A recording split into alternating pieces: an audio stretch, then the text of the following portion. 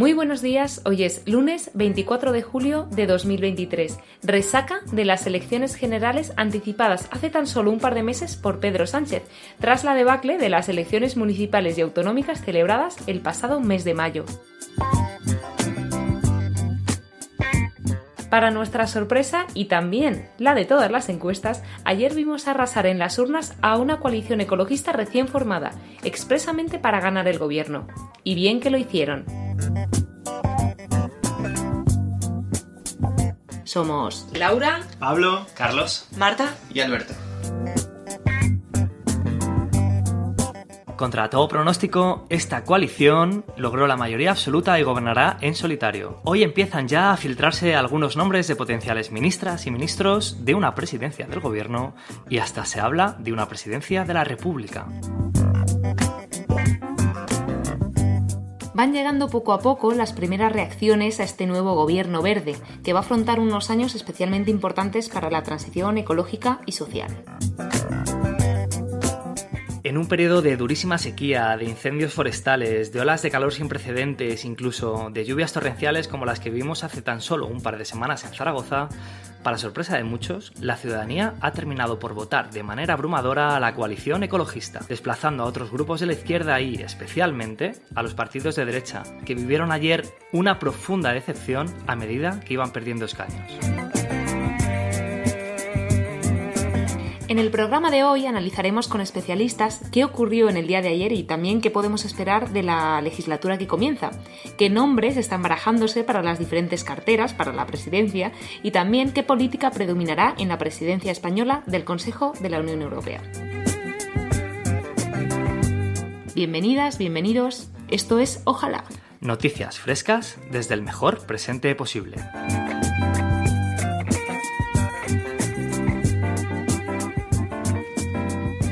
La gente que nos escucha y nosotras mismas, pues no acabamos de creernos lo que ocurrió ayer. Ese desborde de votos a la formación ecologista que ninguna encuesta fue capaz de identificar.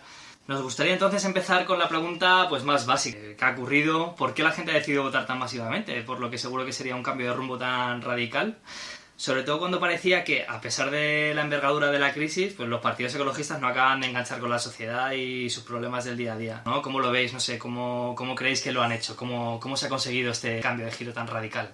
Bueno, yo creo que frente a la ultraderecha que negaba que no había sequía, que no había incendios, que era culpa de los ecologistas, al final se ha impuesto un poco el sentido común, ¿no? Y la población ha votado a esa coalición que ha surgido un poco a última hora, que ha traído propuestas y hemos visto un movimiento fuerte por parte de la población de defensa de esas medidas y la verdad es que nos ha sorprendido a casi todos en el sector, ¿no? A los periodistas, sí. A los expertos.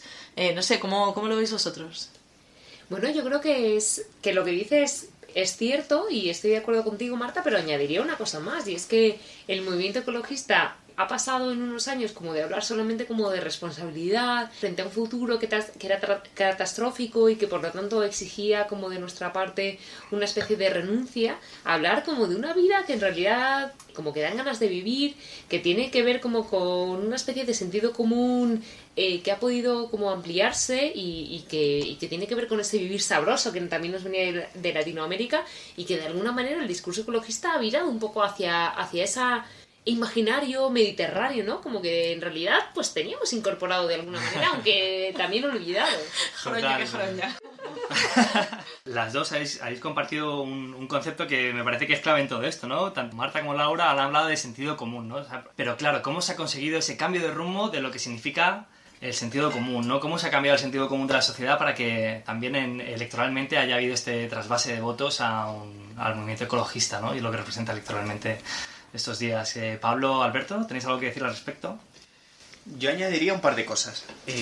Yo creo que había un sentimiento en la sociedad que la crisis era más profunda de lo que nos estaban contando y que ninguno de los partidos habituales, partidos socialdemócratas habituales que proponían pues el goteo famoso de la economía habitual, de arriba hacia abajo, o la vuelta hacia un pasado mejor que nunca fue, como los partidos de derechas, iban a solucionar. Quien ha sabido dibujar los marcos de una crisis que va más allá de la economía y que incluye al medio ambiente y a la sociedad ha sido el Partido Ecologista. Y por otro lado, creo que han sido muy hábiles a la hora de hablar de la suficiencia como ese marco de redistribución, también de límites materiales de la economía, que hacía que unas personas, la mayor parte de las personas iban a vivir mejor, pero los que más tenían que hacer reducciones. Bueno, me vais a perdonar, pero voy a ser un poco escolástico aquí y contradiciendo un poco el sentido común del que todos estáis hablando, yo hablaría de principio de realidad. Y diría que lo que ha sucedido es que de la anterior legislatura se venían viendo una serie de cambios que, si bien eran evidentes, más o menos, se han acelerado en los últimos años. Y distintos sectores de la población han sentido como propios y en primera persona, bueno, pues disrupciones en la vida cotidiana, que no podemos hablar de algo así como un colapso, pero sí que definitivamente se ve como, bueno, pues regantes en Andalucía no pueden disponer del volumen de agua que necesitaban para mantener sus cultivos en una actividad económica productiva, olas de calor en verano absolutamente insoportables, y como la crisis climática y ecológica se ha traducido, digamos, en algo concreto que la gente ha sentido sobre sus propias pieles, ¿no? Y el Partido Ecologista, bueno, pues ha conseguido decir las cosas de una manera ilusionante y proponer medidas para atajar de lleno esta realidad que cada vez va siendo más invivible y para la cual queremos tornar un cambio radical. Bueno, esto sería un poco como las razones por las que esta sorpresa ha podido como al final como afianzarse como algo posible, ¿no? Pero también me gustaría un poco pensar en, vale, a partir de ahora, ¿qué va a ocurrir, no? Sabemos muy bien la situación crítica y insostenible en la que nos encontramos, hemos hablado de esto muchas veces, llevamos años comentándolo. Mucha gente la describe como una crisis civilizatoria, nos abre tantos frentes en los que trabajar con urgencia, ¿no? Servicios sociales, trabajo, urbanismo, biodiversidad, transición, allí donde mires hay algo que hacer. Pero cuando es necesario cambiarlo todo, pues ¿por dónde empezar? Por ponérnoslo como algo concreto, o sea, ¿qué podemos esperar de este nuevo gobierno en sus primeros 100 días? ¿Cuáles serán, en vuestra opinión, las primeras medidas que deberían ponerse en marcha o que pondrán en marcha, que no tienen por qué coincidir? Bueno, yo creo que hemos visto un giro absoluto, ¿no? O sea, ya veníamos de una legislatura con un cierto impulso a la transición ecológica, a las energías renovables, pero han faltado también muchos espacios por cubrir y muchas áreas por actuar. Tenemos además un año por delante, una mitad del año por delante, que es la presidencia española del Consejo de la Unión Europea, y allí pues vamos a ver, tenemos que estar alerta un poco de qué posición toma esta coalición ecologista, que además, como bien habías apuntado, Laura, va a gobernar en solitario, no va a tener esa presión que hemos visto en otros gobiernos de otros partidos. Entonces, esto yo creo personalmente que puede arrojar bastante esperanza sobre lo que va a significar pues estos nuevos próximos años, ¿no? de transición ecológica a nivel europeo.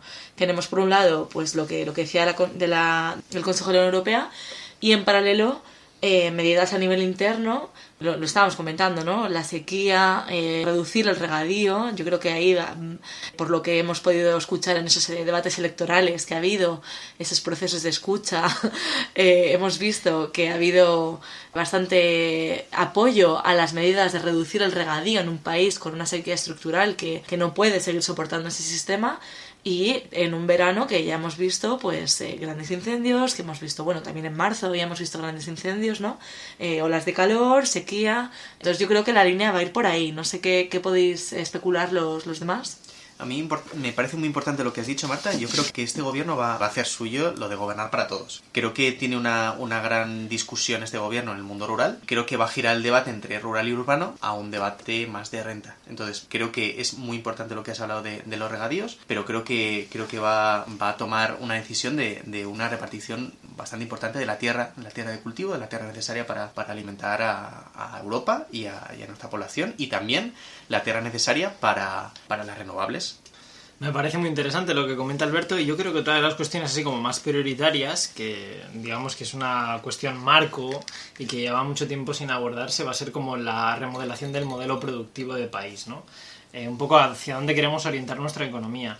Está claro que dependemos de una economía terciarizada, con mucho peso del sector servicios, en concreto del turismo, un turismo sobre todo costero que arrastra una serie de problemas desde hace décadas, y este gobierno por fin quiere poner sobre la mesa, bueno, pues aquellos sectores que son favorables a una transición ecológica justa y que por lo tanto no se centran tanto en cuánto aportan al PIB, sino en cuánto son capaces de regenerar nuestros metabolismos, nuestra relación con la tierra y, en definitiva, caminarnos hacia una economía más sostenible y cuáles son aquellos sectores productivos que pertenecen a otra época y que simplemente tienen que retransformarse y reconvertirse hacia otros sectores más novedosos, ¿no? Entonces podemos estar hablando del sector de las energías renovables y en general va a ser una tarea, yo creo que va a requerir de una creatividad para la cual nuestros ministros y ministras, de los cuales ya tenemos alguna información, son sin duda grandes personajes para abordar esta tarea, que sin duda será difícil y apasionante. Entre líneas de lo que habéis dicho han como surgido algunos grandes temas, ¿no? Que el movimiento ecologista venía reclamando, digamos, como movimiento desde hace décadas, ¿no? Pero también, digamos, que están sobre la mesa en el debate político en los últimos años. Pero me gustaría tener de vosotros como algunos titulares para cerrar este primer bloque. Los grandes temas de los que vamos a estar hablando en los primeros 100 días. Y como somos 5, vamos a decir 5 grandes temas. Yo voy a optar más bien por una especie de titular. Sería algo así como una combinación de términos que dirían coraje bien temperado para una bioeconomía que poco a poco desmercantilice nuestras vidas. Yo diría que en las páginas salmón de los diarios económicos se va a empezar a olvidar el término PIB y se va a empezar a hablar de buen vivir gracias a este gobierno.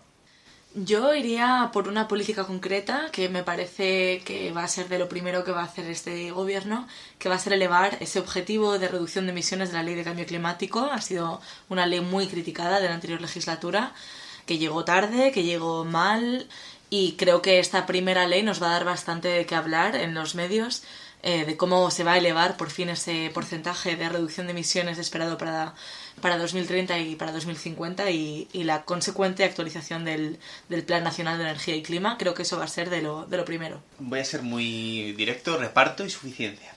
Creo que hay una discusión que venía de fondo, ¿no? Como esta cosa de que el ecologismo tiene que ver como con una clase urbanita que puede permitirse como comer comida vegana, etcétera, ¿no? Y creo que este es un debate como que en realidad puede ser construido, pero que también tiene como algo de fondo y tiene que ver con una política de clase, como con un reparto, con una distribución ecosocialista en realidad. Entonces, bueno, pues a mí me parece que en cuanto hablemos de economía de la suficiencia, de economía de los cuidados, pues todas las leyes que vayan encaminadas hacia ahí van a ser como en la dirección correcta y me encantaría que empezáramos a hablar de estos temas, ojalá.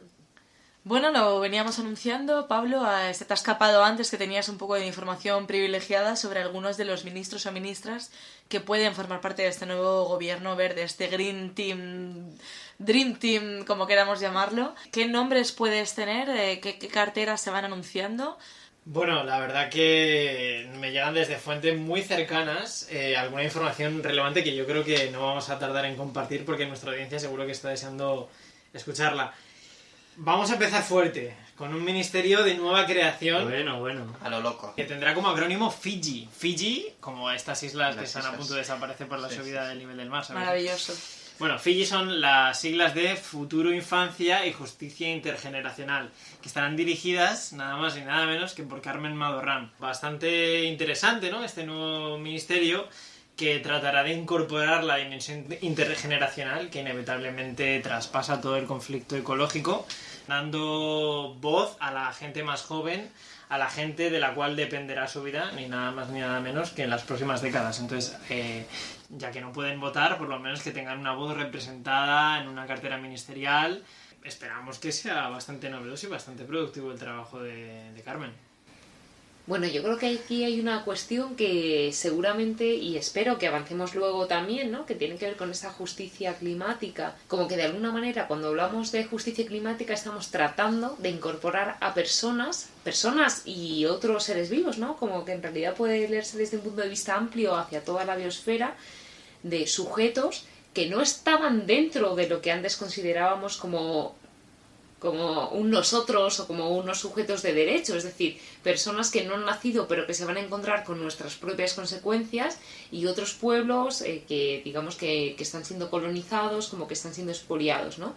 Entonces, bueno, a mí me parece, en primer lugar, que sea como el primer anuncio de esta nueva coalición ecologista, que tiene, desde luego, como mucha coherencia con la lucha ecologista como movimiento que viene de largo. Bueno, Laura, podríamos estar todo el día hablando de Carmen, de su nuevo ministerio de nueva creación, pero es que tenemos